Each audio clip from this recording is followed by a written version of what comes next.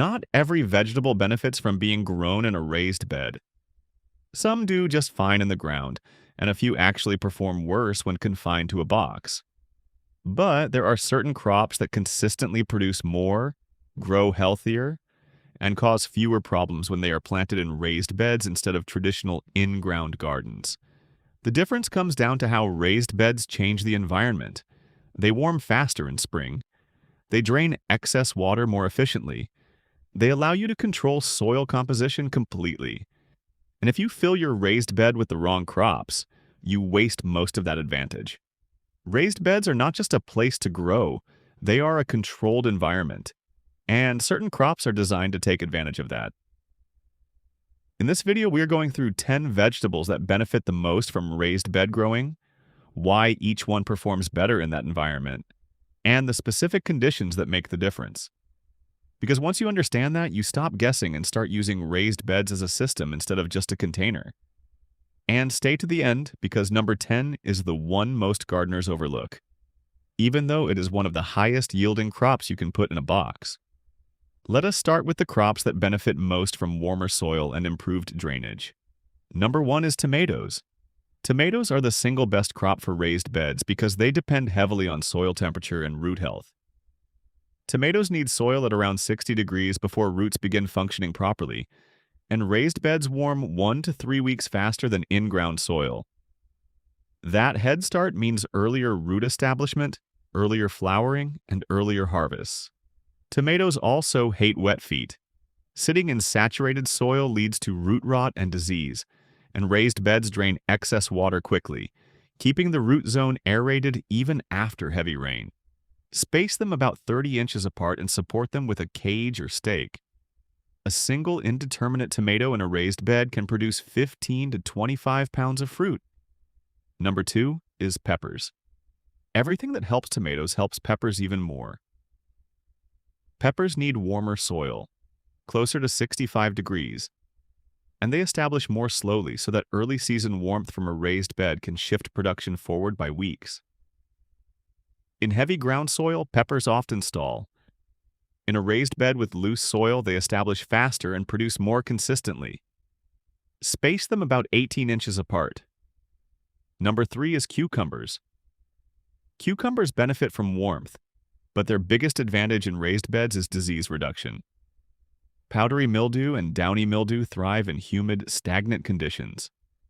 Raised beds elevate the plant slightly and improve airflow, especially when combined with vertical trellising.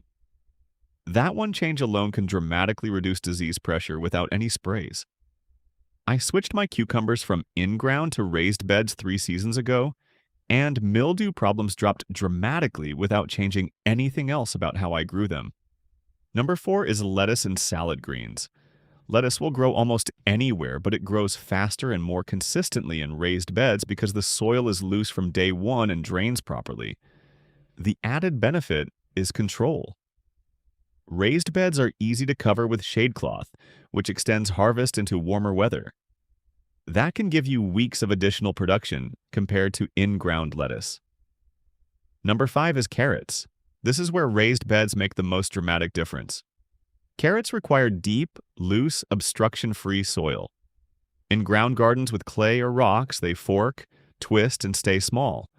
In a raised bed with 12 inches of loose soil, they grow straight, long, and uniform. The difference is immediate and obvious. This is often the crop that convinces people raised beds are worth it.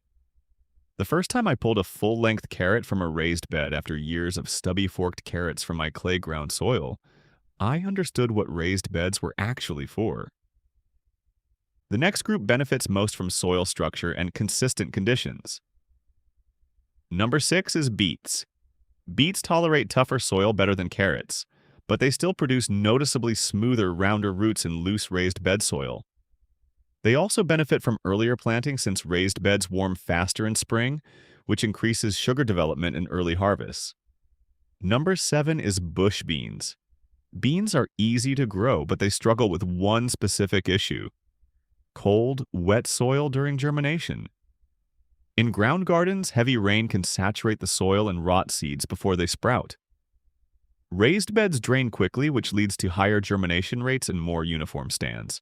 and that consistency alone can significantly improve yield. Direct sow once soil reaches 60 degrees, about 1 inch deep and 6 inches apart. Number 8 is zucchini and summer squash. These plants are highly productive, but they are also prone to root rot in heavy soil. Raised beds reduce that risk by improving drainage and keeping the root zone healthier. They also make it easier to monitor the base of the plant, where vine borers attack. That visibility alone can save an entire plant. One plant can produce 8 to 12 pounds of fruit in a season, but only if the roots stay healthy. Number 9 is kale. Kale is extremely resilient, but it performs best in raised beds because of season extension. The soil warms earlier, so spring growth starts sooner, and the elevated structure reduces soil splash during rain, which lowers disease on lower leaves. One planting in a raised bed can produce for 6 to 8 months with minimal effort. That turns kale into one of the highest return crops per square foot in the garden. These crops highlight an important pattern. Raised beds are not just improving growth, they are removing stress. Better drainage, better airflow, and consistent soil conditions reduce the small failures that limit yield in ground gardens.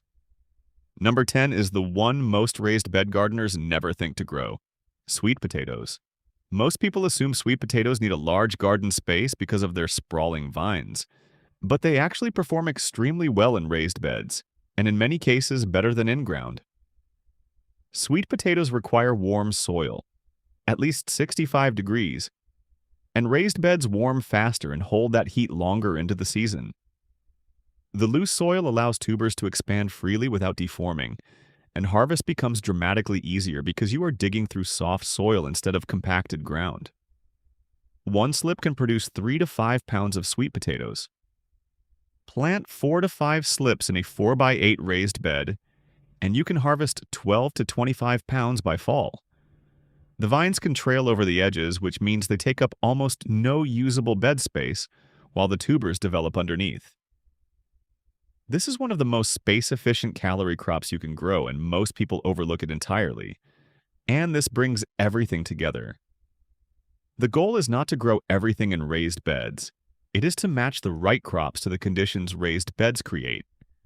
When you do that, plants establish faster, produce longer, and require less intervention. A raised bed stops being just a box of soil and becomes a system that works with you instead of against you. If you want to take this further, watch the 4x8 raised bed layout video next. It shows you exactly how to arrange these crops into a system that produces continuously from spring through fall using the same principles.